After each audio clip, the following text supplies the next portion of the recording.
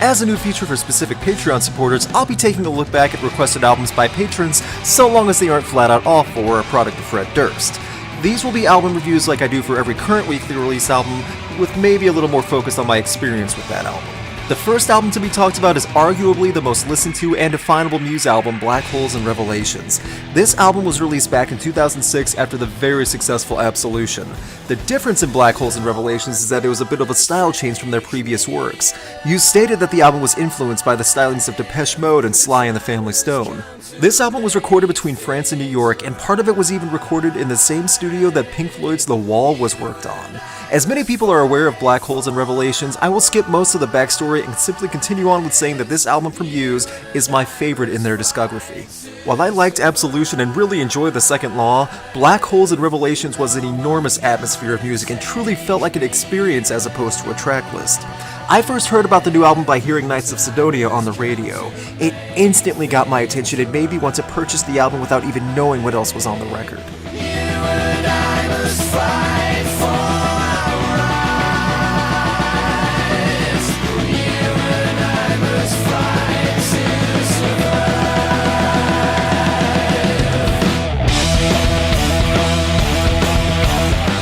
Muse's closing track on this album was what really got me to pay attention to what a build-up and increase in volume was in rock music. From the beginning that sounds like the aliens have landed to the amazing guitar progression and the legendary chant of not being taken alive, this song has everything, including instant replay value the second the track ends. The shame about Knights of Cydonia is that many people at the time rushed to the last track of the album without hearing the rest. In many ways, the best part of Black Holes and Revelations are the variety of tracks. Every song feels unique and complete and enormous. From the opening of Take a Bow creating an unnerving and anxious setting that leads into an extremely upbeat, enjoyable Starlights, you can tell just in the opening two tracks that a lot of effort and time was put into the production of this album.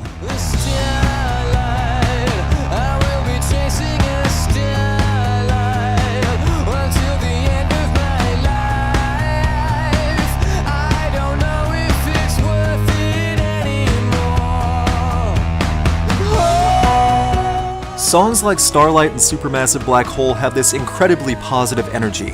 The deep bass and great piano rhythm layered under the high-end vocals of Matthew Bellamy create this vivid song that makes you feel alive when you hear it.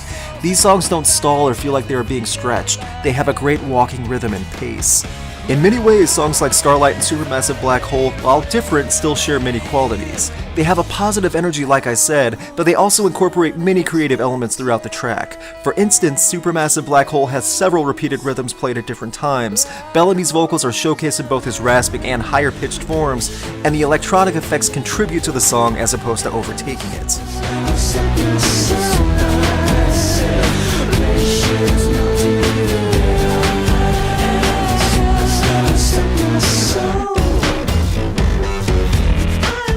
There are many different styles of songs and demonstrations of Muse's creativity. For me personally, though I went on about how much I loved Knights of Cydonia and how it's what drew me to buy the album, my favorite song is undeniably Map of the Problematic. It's the intense piano rhythm stacked with some of the best drumming I have ever heard by Dominic Howard. The build-up and increased pace and adrenaline that comes from this song, even from the starting seconds, is fantastic. I can't think of one time where I heard this song in the car or at the gym or even at home where I could sit still. I have to move and exert energy when I hear the song, and I end up loving every second of it.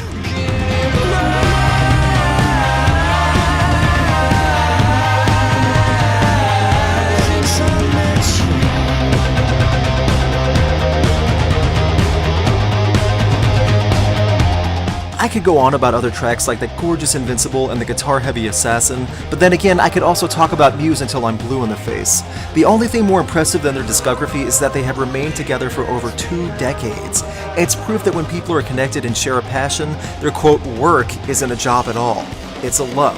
Albums like this prove that. Overall, Black Holes and Revelations is my favorite album by Muse. While I enjoyed Absolution and The Second Law, there is something about the enormous landscape of this album from 2006 that captivates me.